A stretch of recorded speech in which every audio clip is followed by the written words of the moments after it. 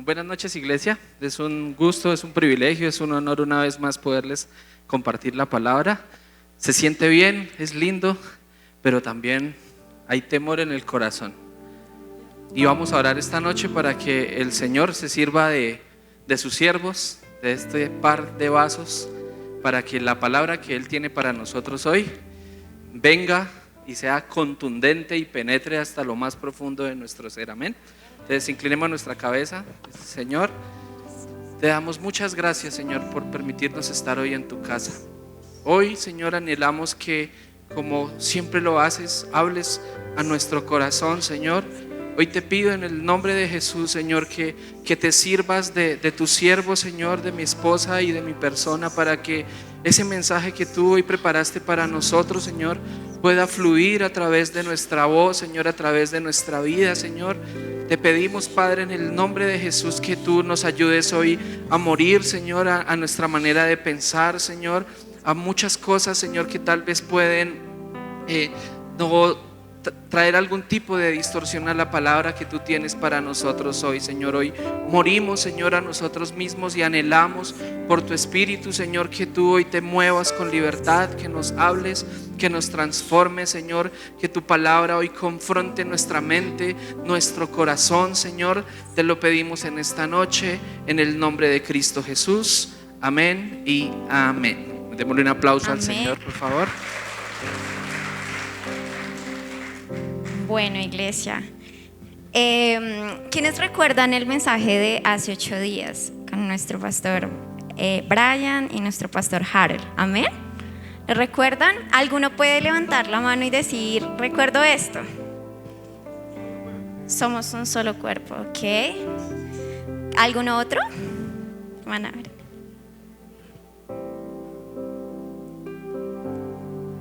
Sí.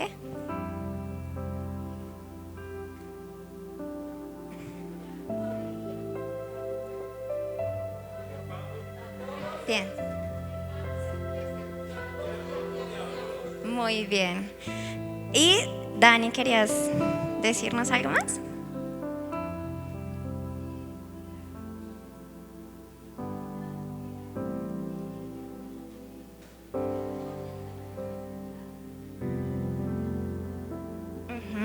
¿Y alguno recuerda cuál fue el versículo base con el que hablamos de la unidad? Esther.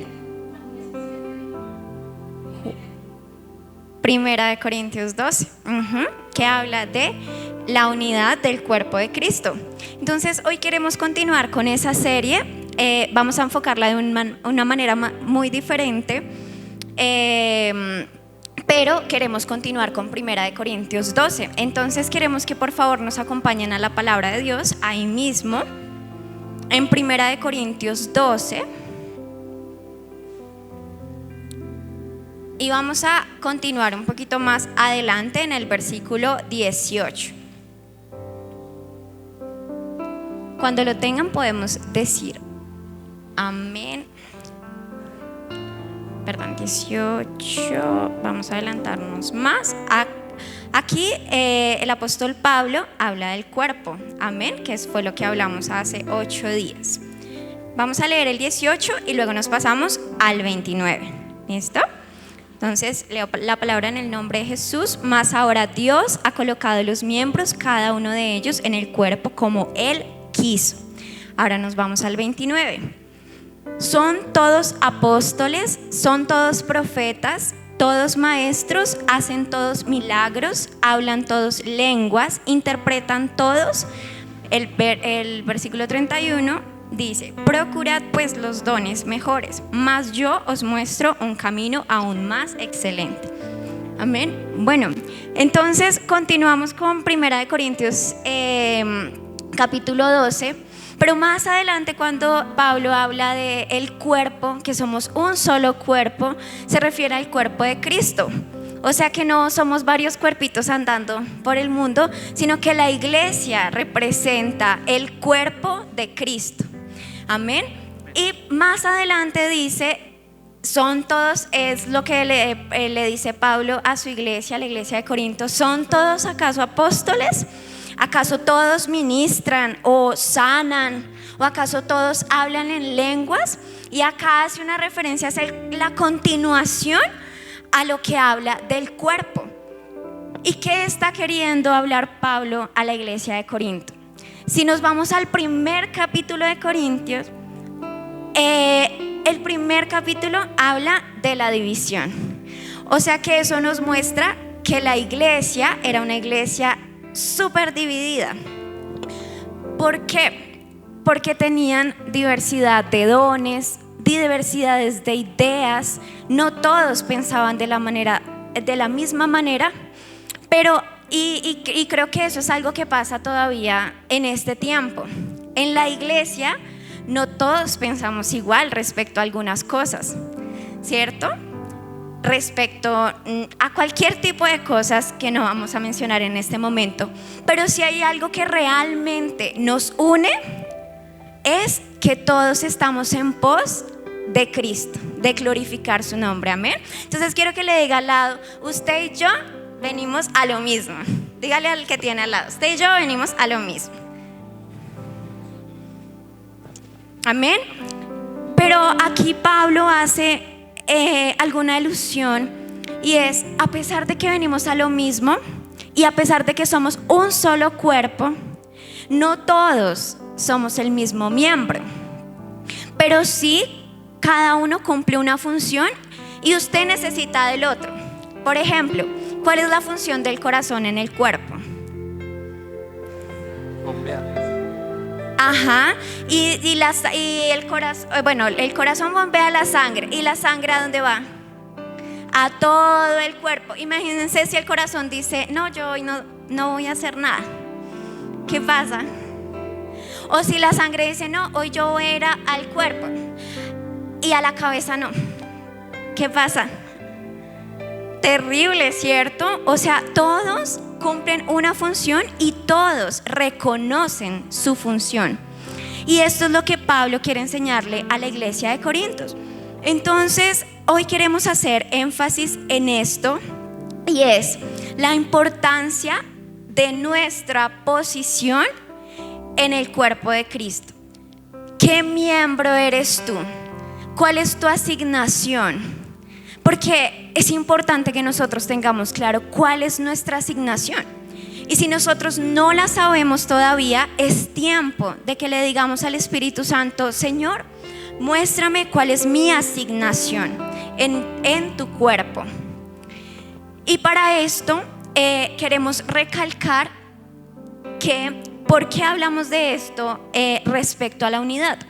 Sucede que cuando nosotros no tenemos clara nuestra asignación, o tal vez la tenemos clara pero no la valoramos, queremos ocupar asignaciones que no nos corresponden, y esto genera división, porque cada miembro tiene una función dentro del cuerpo de Cristo.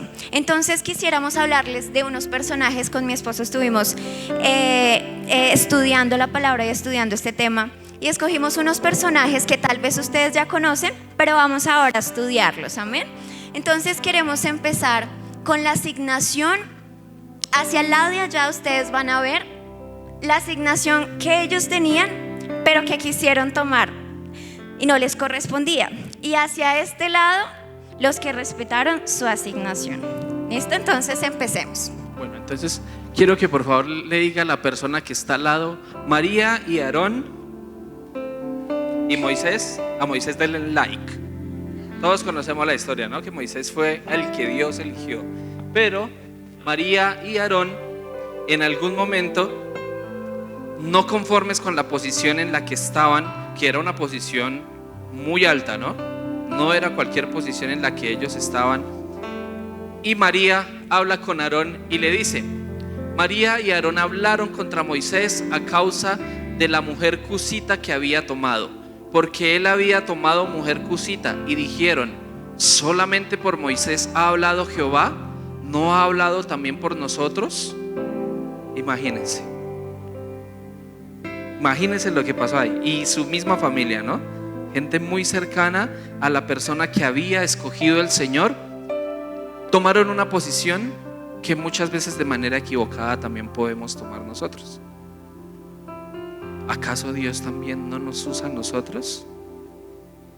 Yo creo que si nos hacemos un pequeño autoanálisis, muchas veces de pronto hemos caído en este error.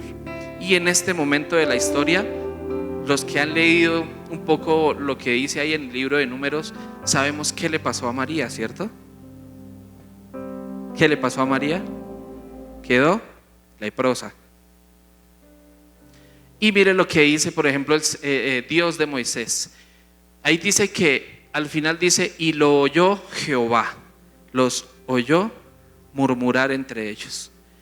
Mientras que de Moisés, miren lo que decía el Señor. Y Jehová dijo a Moisés, también haré esto que has hecho por cuanto has hallado gracia a mis ojos y te he conocido por tu nombre. Hay otra versión que dice, y tú has sido o te he hecho mi amigo. La posición que tenía Moisés evidentemente era la de ser cabeza. María y Aarón eran casi los segundos al mando, pero querían más, querían pasar por encima de la autoridad que Dios le había dado a Moisés. Vino juicio de Dios. Y como les compartía Mafecita, hoy queremos hacer énfasis en esto porque creo que una de las mayores causas dentro del cuerpo de Cristo, como ella decía, que causa división, es muchas veces la inconformidad que tenemos con lo que Dios nos pone a hacer en un momento específico. Nos sentimos insatisfechos, inconformes, queremos... yo creo que muchas veces no necesariamente es que queremos figurar o ser vistos, sino es falta de gratitud con lo que el Señor está haciendo en ese momento con nosotros. Y como hablábamos hace un momento, cada posición dentro de la iglesia es muy importante, irreemplazable. Entonces vamos a seguir con nuestros siguientes personajes. Listo, nuestros siguientes personajes son Saúl y Jonatán. Listo, entonces Espérame, entonces, ¿cuál de los dos es al que le vamos a dar like? Bien, y al otro... Bien, listo, dislike. entonces vamos a Saúl, vamos a meditar en la palabra. Vamos a 1 de Samuel 13:13.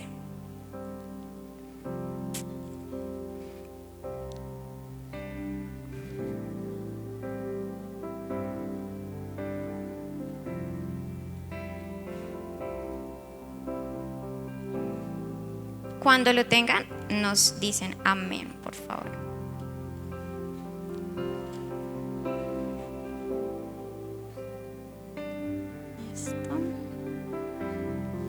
Listo.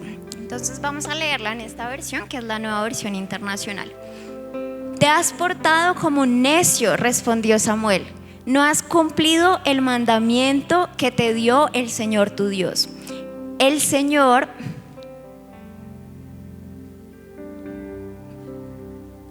Bueno, leámosla acá.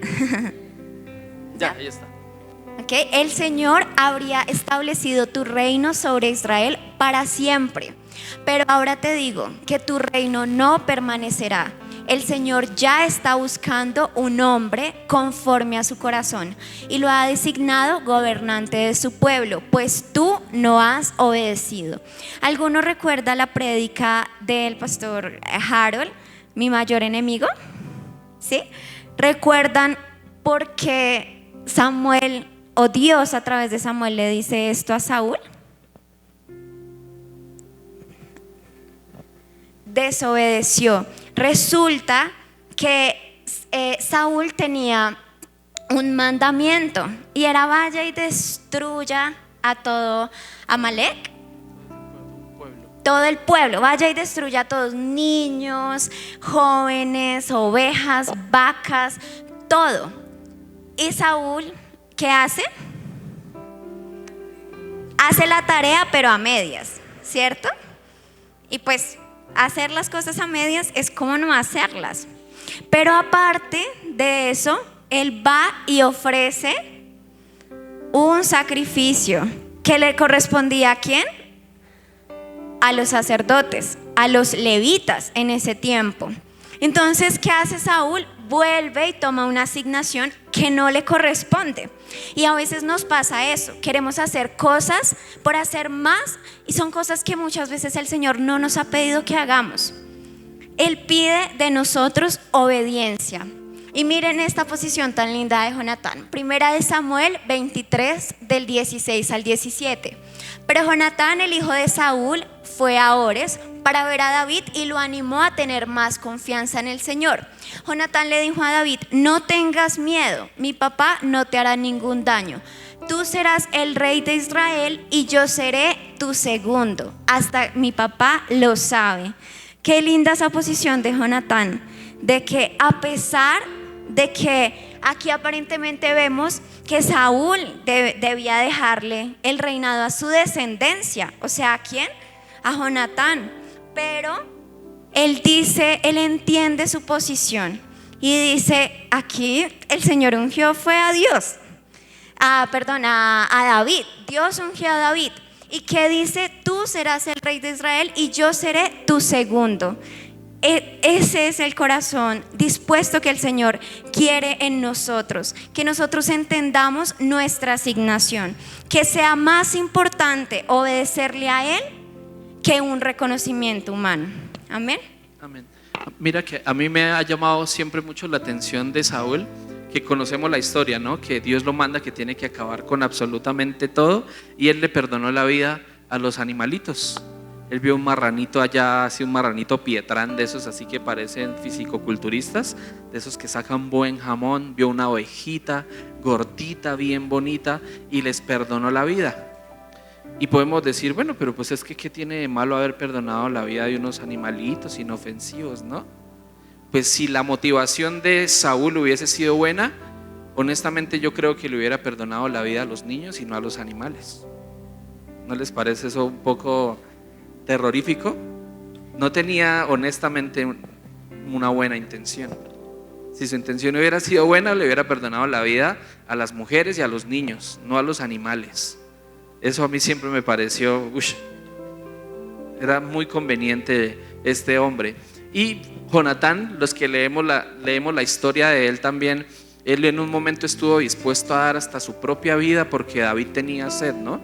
Era un hombre terriblemente, esa es una palabra que a mí me fascina, que no se habla mucho hoy en día, pero es una virtud y un valor que todo cristiano debería tener, y es la lealtad.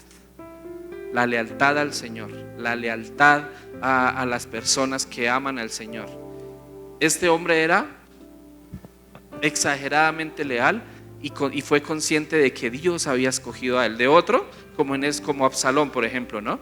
Él sabía que si había una persona después de David que tenía la posibilidad de reinar, era él, porque él era el más guapo, así como en las películas. Era un rey, un príncipe hermoso, alto, y empezó a buscar de muchas maneras quedarse con esa posición. En cambio, Jonatán, en ningún lado encontramos nunca esa pretensión. Políticamente le correspondía esa posición como hijo de Saúl, pero él conoció cuando fue ungido David, temía al Señor y de su lealtad completamente al rey. Y tan bonita esa posición que dice, o sea, a mí no me importa el primer lugar, tú eres el rey, yo estaré aquí para servirte siempre, incluso sin importar su propio padre, porque él sabía que era un hombre perverso, un hombre malo. Ahora vamos más adelante, vamos con otros dos personajes. O bueno, ahí hay tres.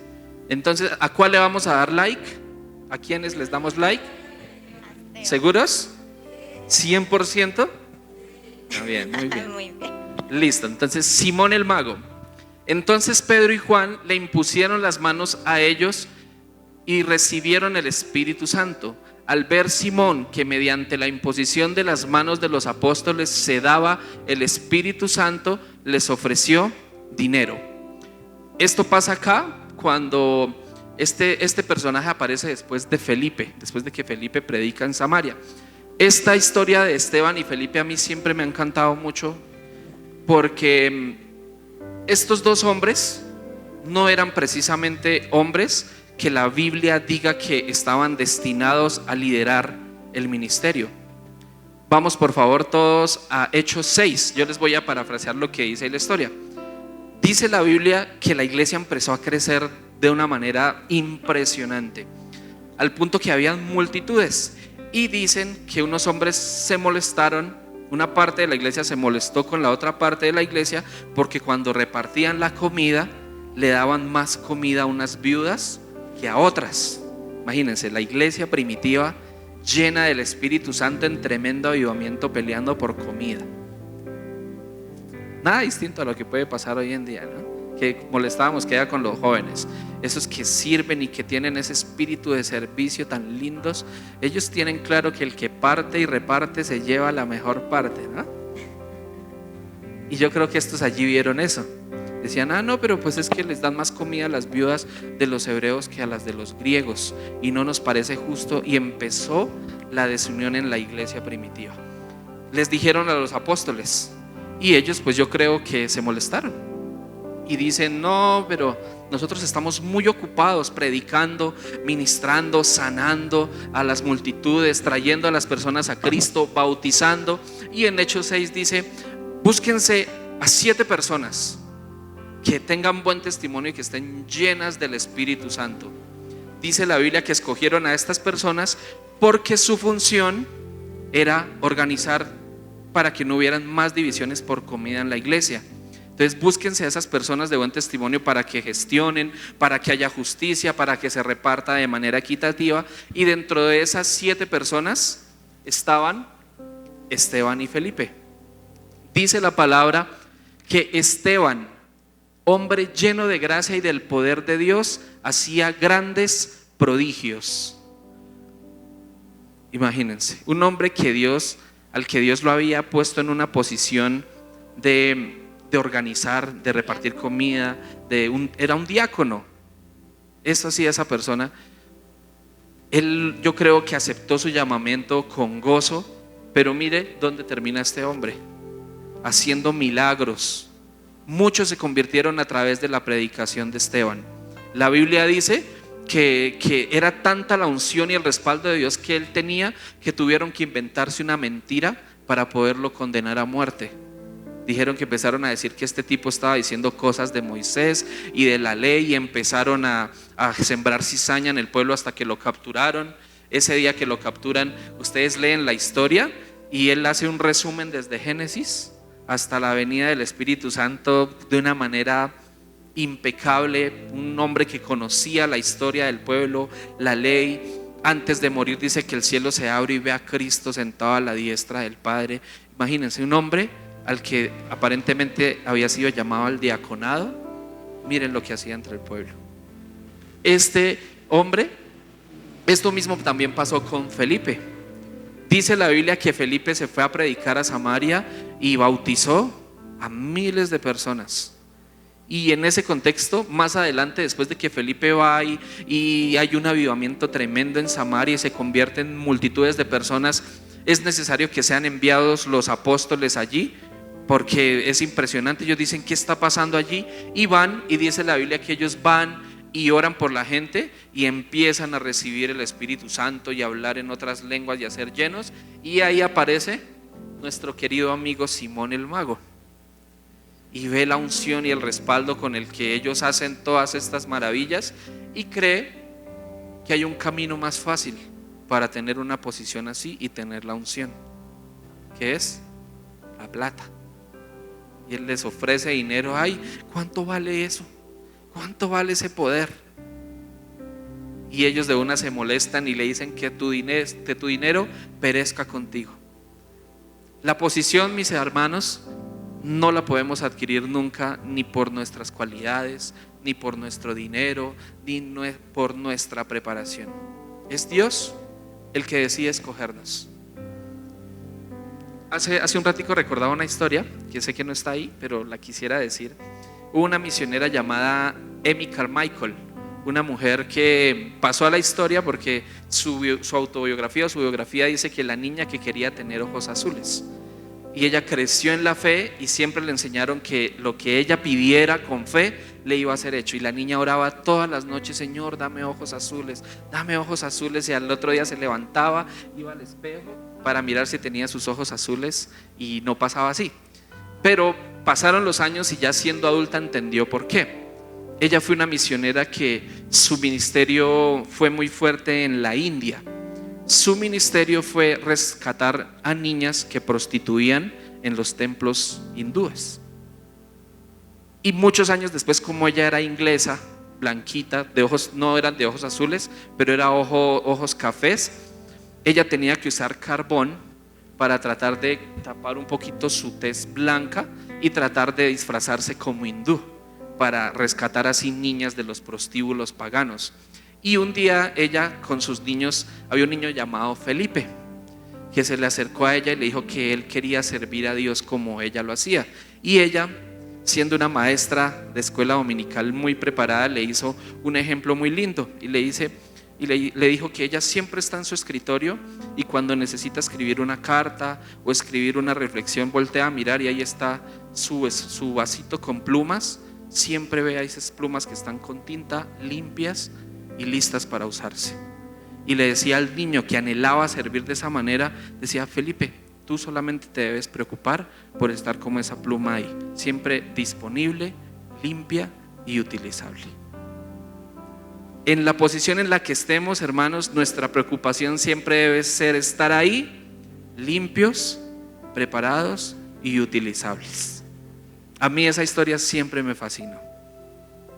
No, a mí me parece lindo, y es que el Señor anhela eso de nosotros, no una pretensión, simplemente estar ahí siempre. Señor, llegando antes del culto, aquí estoy al frente, bien peinadito, con mi chaquetica, Señor, y aquí estoy siempre dispuesto, limpio y utilizable.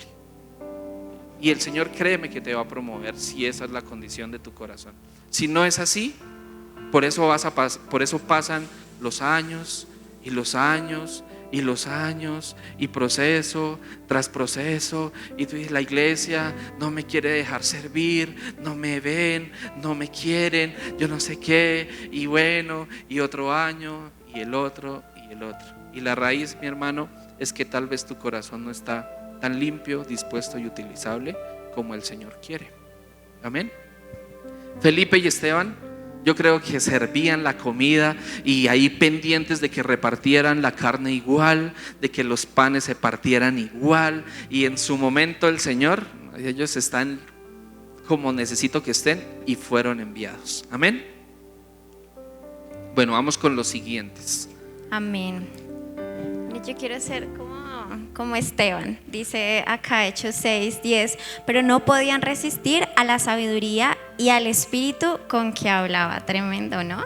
Como de verdad el Señor promovió a Esteban a ese nivel de decir: me entrego por Jesucristo. Bueno, sigamos. Entonces, vamos con los discípulos de Juan el Bautista, los judíos con Juan el Bautista. Entonces vamos a Juan 3:25-26. Cuando lo tengan me dicen amén, por favor.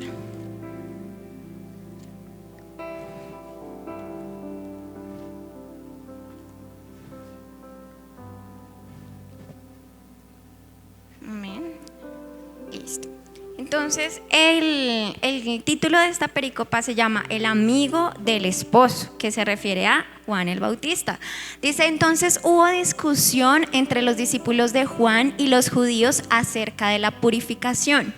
Y vinieron a Juan y le dijeron: Rabí, mira, el que estaba contigo al otro lado del Jordán, de quien tú diste testimonio, bautiza y todos vienen a él.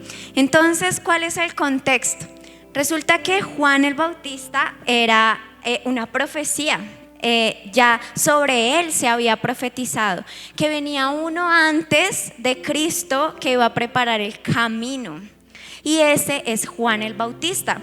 Entonces dice la palabra de Dios que Juan era una persona tan entregada que las personas confundían, le decían: ¿tú eres el Mesías? Dice en Juan 1:19, el 23, si lo quieren colocar. Y él decía: no, yo no soy el Mesías. Y le decían: entonces ¿tú eres Elías? Y él: no, yo no soy Elías. O sea, era tanta la relación que Juan el Bautista y tanta la convicción que Juan el Bautista tenía acerca de su llamado, que la gente lo confundía. Y lo lindo de Juan el Bautista es que su identidad no estaba en su llamado, no estaba en su reconocimiento, perdón. Su identidad era su llamado, y él tenía claro cuál era el llamado que tenía y era preparar el camino del Mesías.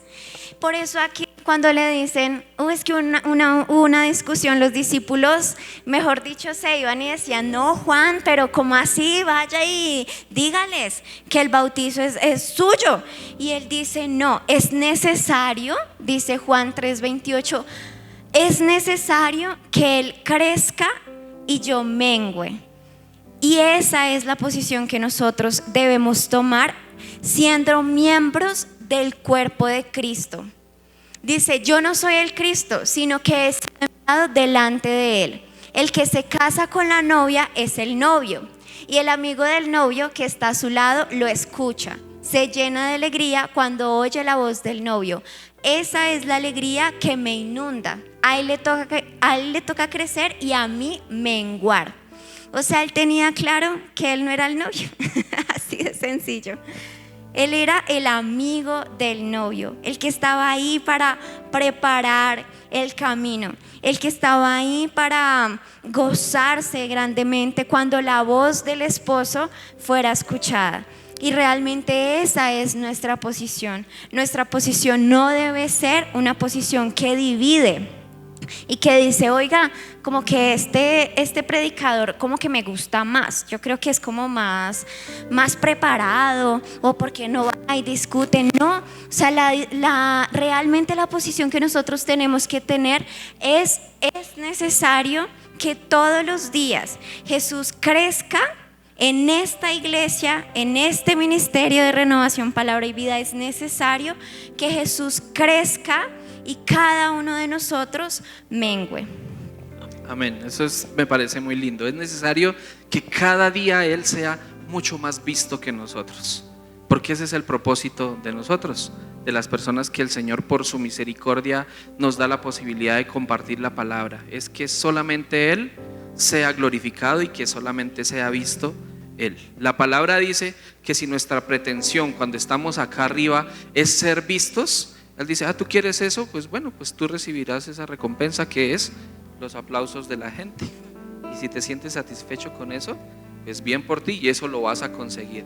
Pero nosotros no vivimos para agradar a los hombres, vivimos para agradar al Señor y para que Él cada día sea más visto en nosotros, más visto en nosotros. Y que por lo menos yo recuerdo una frase tan linda que tú dijiste un día hablándole a los muchachos, de que estábamos hablando de liderazgo y ella decía eso y creo que lo tomamos como eslogan, y es que qué lindo es cuando de pronto alguien vengan y pregunten que quién es el líder de jóvenes, y que la persona que venga pueda ver que cualquiera de todos los jóvenes de nuestra congregación es el líder, porque no saben quién es, porque ese líder no quiere que nadie lo vea. Todos pueden ser igual de visibles porque todos aman al Señor, todos sirven, todos el Señor los utiliza. Entonces, qué bonito, esa para mí sería una manera muy chévere de ver que estamos haciendo un buen liderazgo, que nadie sabe quién es porque todos son muy buenos. Amén. Listo, seguimos. Ya llegamos tan rápido a la conclusión. Sí, es que el tiempo pasa súper rápido. Dios es el que nos promueve, no el hombre. Vamos por favor todos a Mateo 20:20.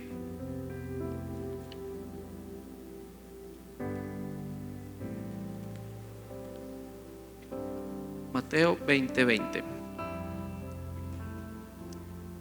¿Lo tienes? ¿Lo lees, por favor? Bueno, entonces es petición de Santiago y de Juan. Entonces se le acercó la madre de los hijos de Zebedeo con sus hijos, postrándose ante él y pidiéndole algo. Él le dijo, ¿qué quieres? Ella le dijo, ordena que en tu reino se sienten estos dos hijos míos, el uno a tu derecha y el otro a tu izquierda. Sigue. Entonces Jesús respondiendo dijo, no sabéis lo que pedís. ¿Podéis beber del vaso que yo he de beber y ser bautizados con el bautismo que yo soy bautizado? Y ellos le dijeron, podemos. Él les dijo, a la verdad de mi vaso beberéis, y con el bautismo con que yo soy bautizado seréis bautizados. Pero el el que sentaros a mi derecha y a mi izquierda no es mío darlo, sino a aquellos para quienes está preparado por mi Padre. Ahí pasa algo muy interesante también.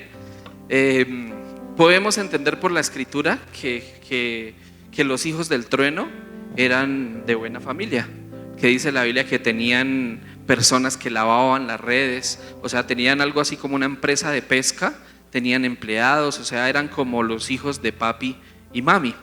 Y esta historia nos muestra que definitivamente era así, porque se acerca la mamá.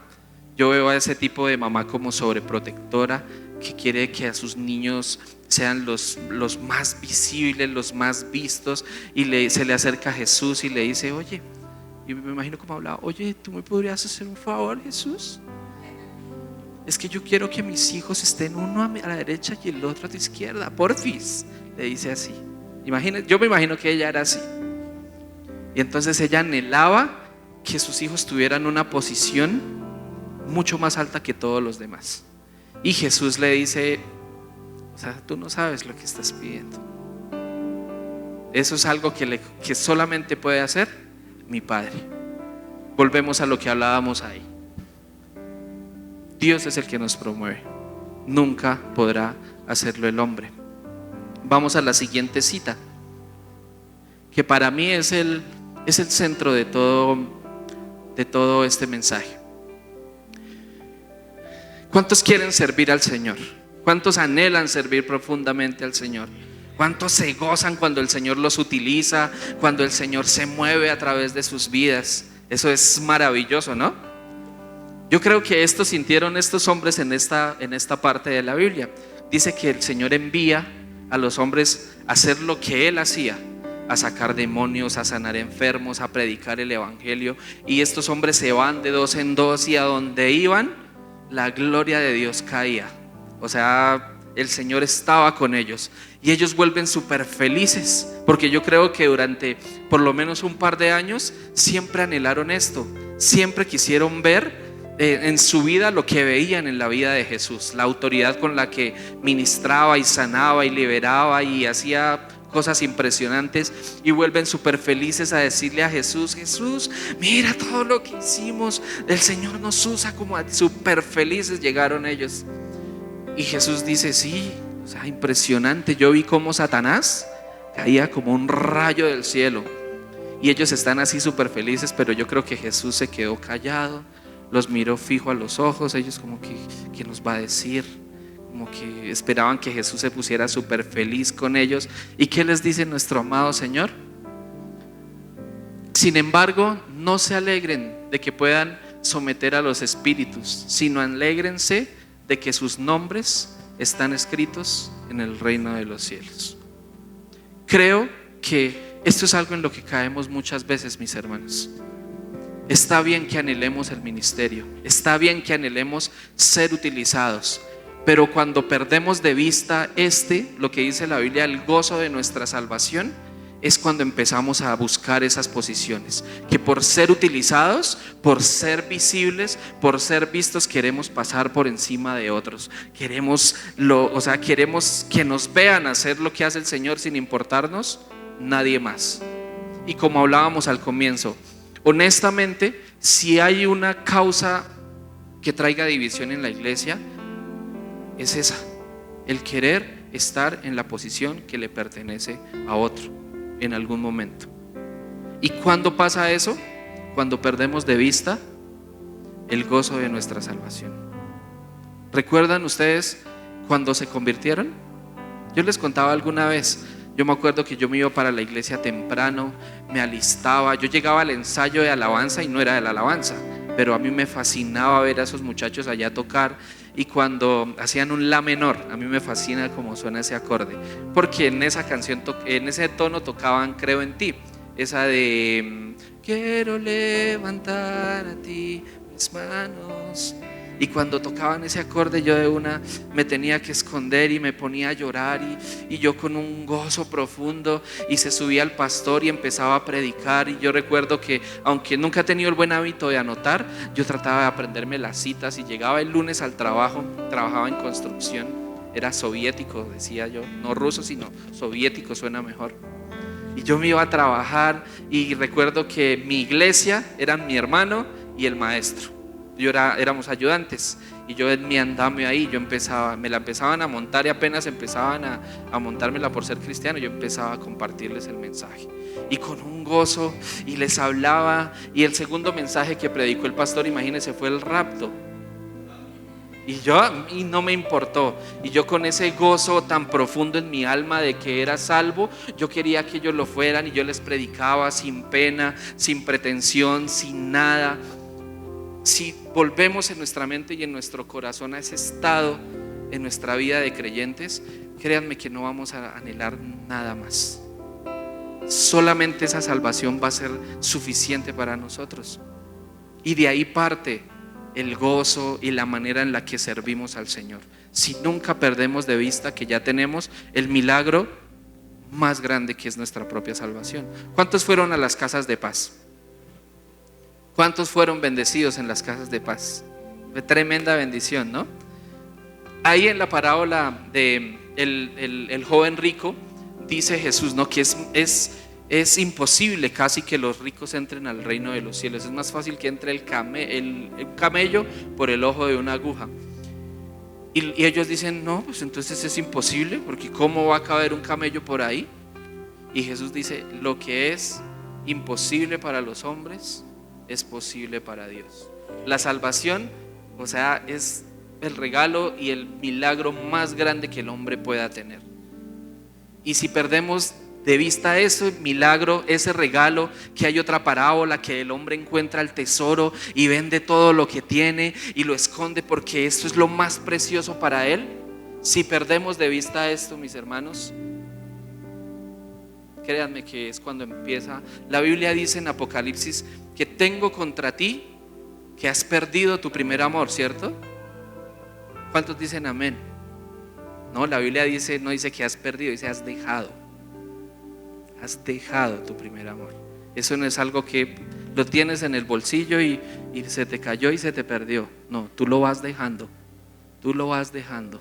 Tú te vas apartando. Tú vas perdiendo de vista tu salvación. Tú vas perdiendo de vista tu llamado. Y cuando te das cuenta estás lejos de Dios. Lejos de Dios. Por perder de vista lo más importante. Termino con esta historia.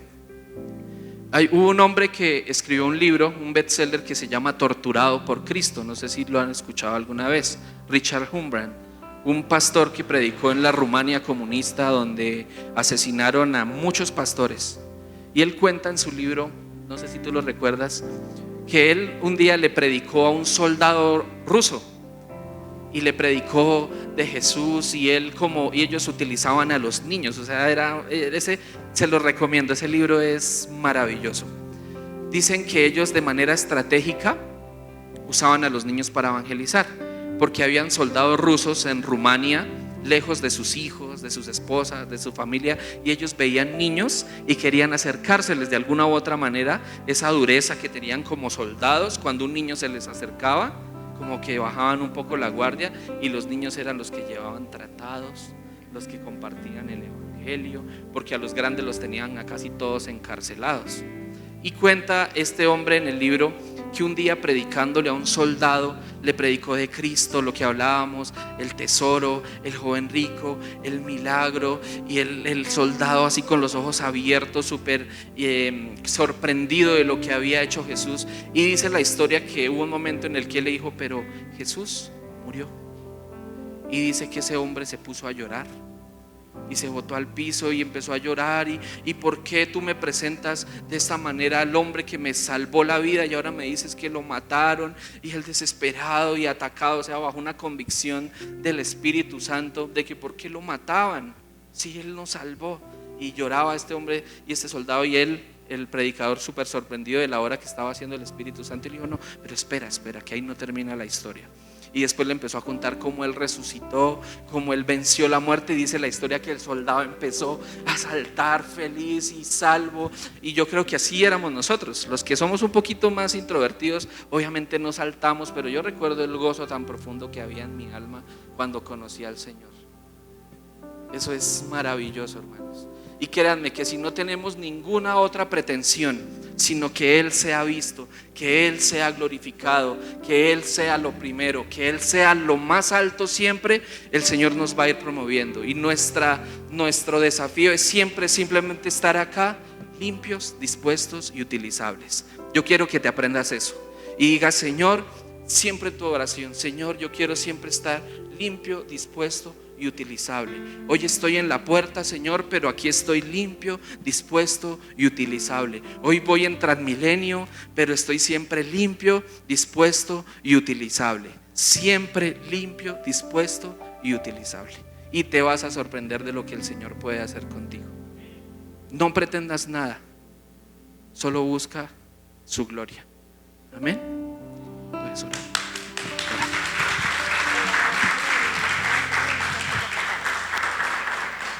Listo, porque es necesario que el amor de nosotros habite. Porque en Juan 17, todos conocemos Juan 17, es la última oración que hace Jesús al Padre antes de morir por nosotros en la cruz. Y dice que para que sean perfectos en unidad. Y dice: para que el mundo conozca que tú me enviaste, es lo primero. Pero para que el mundo sepa que los has amado a ellos. Y este es el mejor camino. Después de 1 Corintios 12, cuando se habla del cuerpo y de la unidad, sigue la preeminencia del amor, que es Jesucristo.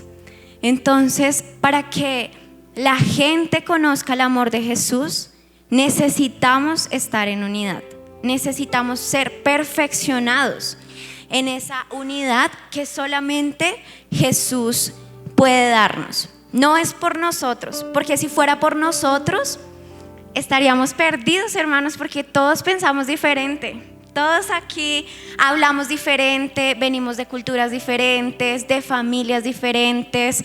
Hay muchas cosas que nos podrían dividir, pero el amor, la preeminencia del amor que Cristo ha tenido por nosotros y que nosotros tenemos para con Cristo es lo que realmente nos une. Amén. Entonces nos gustaría que oraran con nosotros. Si quieren ponerse de pie o estar sentados.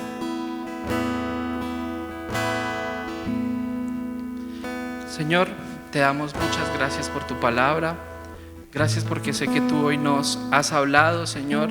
Y como aprendíamos, Señor, hace unos minutos, hoy queremos decirte, Señor, de corazón, que tú eres lo más importante, Señor. Hoy queremos decirte, Señor, de que tú, Señor, si estamos contigo, Señor, si sentimos como agradamos tu corazón, Señor, no habrá nada que traiga más satisfacción que eso a nuestras vidas, Señor. Te pedimos, Padre, en el nombre de Cristo Jesús, ayúdanos a no perder de vista lo más importante, Señor. Ayúdanos a entender que los lugares y las posiciones dentro o fuera de la iglesia es algo que tú siempre darás, Señor. No es algo que debamos buscar necesariamente, sino que tú nos lo vas a dar, Señor. Esto es algo que te corresponde solamente a ti, Señor. Te pedimos en el nombre de Cristo Jesús de Nazaret, que tú, Señor, te glorifiques, Señor, que tú, Señor, crezcas, Señor, y que nosotros menguemos, Señor. Te pedimos, Padre, en el nombre de Jesús, ayúdanos para que a través de nuestras vidas, Señor, tú recibas la recompensa de tu sacrificio, Señor. Que tú recibas la gloria, la honra a través de nuestras vidas, Señor, porque tú eres digno de nuestra obediencia. Tú eres digno, Señor, de nuestra gratitud. Tú eres digno, Señor, de que estemos totalmente rendidos a ti, Señor. Solamente tú eres digno, Señor. Solamente tú eres digno, Padre. Solamente a ti te pertenece la alabanza, el honor, Señor. Solamente a ti te pertenece. Solamente a ti te pertenece, Señor. Yo estoy aprendiendo estar cada día más satisfecho en ti, a medida que te conozco más. Todo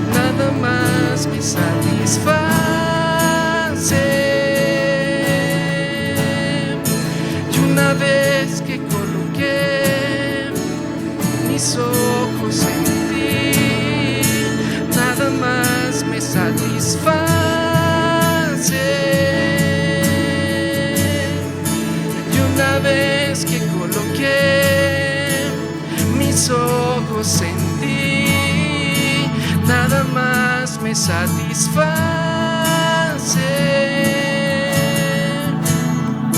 Y una vez que coloqué mis ojos en ti, nada más me satisface. Señor, desde que te conocí, yo te puedo decir, como muchos de nosotros aquí, Señor, que ese justo momento en el que tú cambiaste nuestra vida, Señor, llegamos a entender que solamente tu sonrisa, Señor, y tu amor es lo que satisface nuestra alma, Señor. Todos aquí sabemos y anhelamos, Señor, de que tú nos convenzas, Señor, de que nunca una posición, Señor, nunca el liderazgo ni el ministerio lograrán saciar todos los vacíos que hay en nuestro corazón, Señor. Lo único que va a llenar siempre nuestra vida, Señor, eres tú, Señor.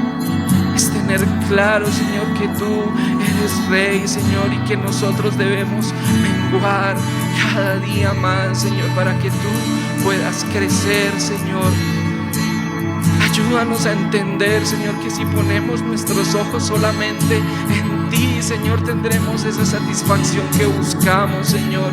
Ayúdanos a entender, Señor, que nunca nada, absolutamente nada, podrá llenar nuestro corazón, Señor. Nunca una persona, nunca una posición o un trabajo, Señor. Solamente tú llenas nuestra vida, Señor Jesús.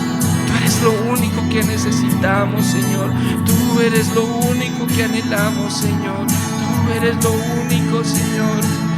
Es que coloqué mis ojos en ti, nada más me satisface. Canta conmigo. Y una vez que coloqué mis ojos en ti, nada más me satisface.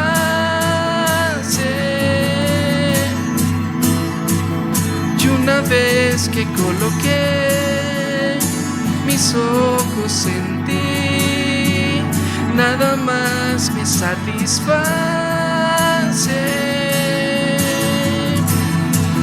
Y una vez que coloqué mis ojos en ti, nada más me satisface. Y una vez que coloqué mis ojos en ti, nada más me satisface.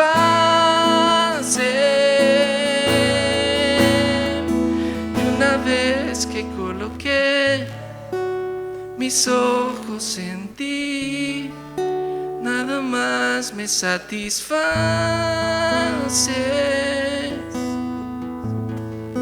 Nada más me satisface.